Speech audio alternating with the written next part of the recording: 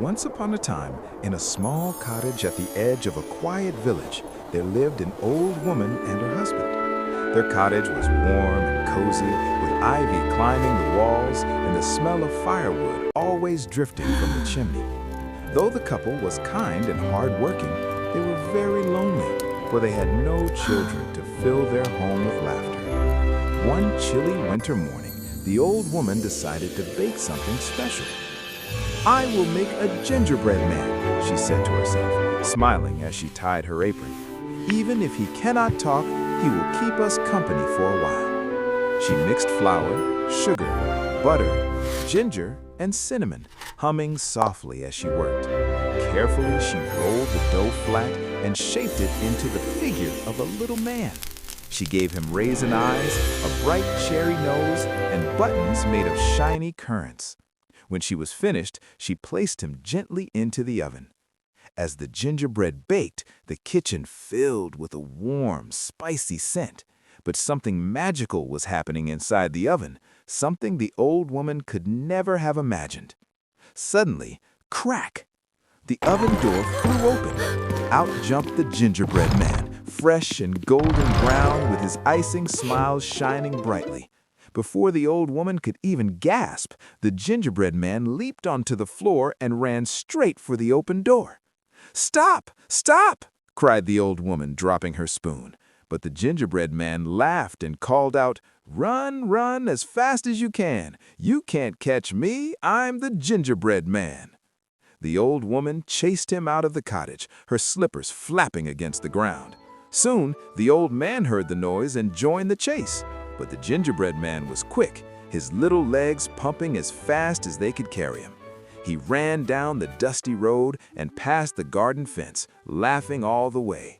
Soon, he passed a cow grazing in a field. "Stop, little man," moved the cow. "I want to eat you." But the gingerbread man only laughed louder. "I've run away from an old woman and an old man, and I can run away from you, I can."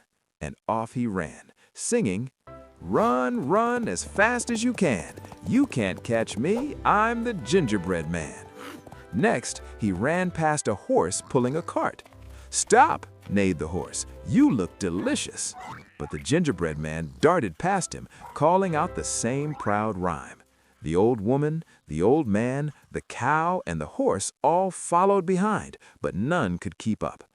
Down the road he went, his confidence growing with every step. He had never been caught before, and he was sure he never would be. Soon he reached a wide, rushing river. The gingerbread man stopped short. The water was deep and fast, and he knew he could not swim. For the first time, fear crept into his sugary heart. Just then, a sly fox appeared on the riverbank. His red fur gleamed, and his eyes sparkled with clever thoughts. "Why do you look so worried, little gingerbread man?" asked the fox in a smooth voice. "I cannot cross this river, and everyone behind me wants to eat me." The fox smiled kindly. "I can help. I am a strong swimmer. Hop onto my tail, and I will carry you across." The gingerbread man hesitated, but the sound of footsteps and shouts behind him made his decision for him. He jumped onto the fox's tail, and into the river they went. The water splashed higher and higher. "You are getting me wet!" cried the gingerbread man. "Climb onto my back," said the fox gently. Soon the water rose again. "Now my feet are wet!" cried the gingerbread man. "Climb onto my head," said the fox gently. The gingerbread man climbed higher and higher until he stood right on the fox's nose. Just as they reached the other side of the river, the fox tossed his head back. Snap! And the gingerbread man was gone. The fox licked his lips and trotted away, leaving the riverbank quiet once more.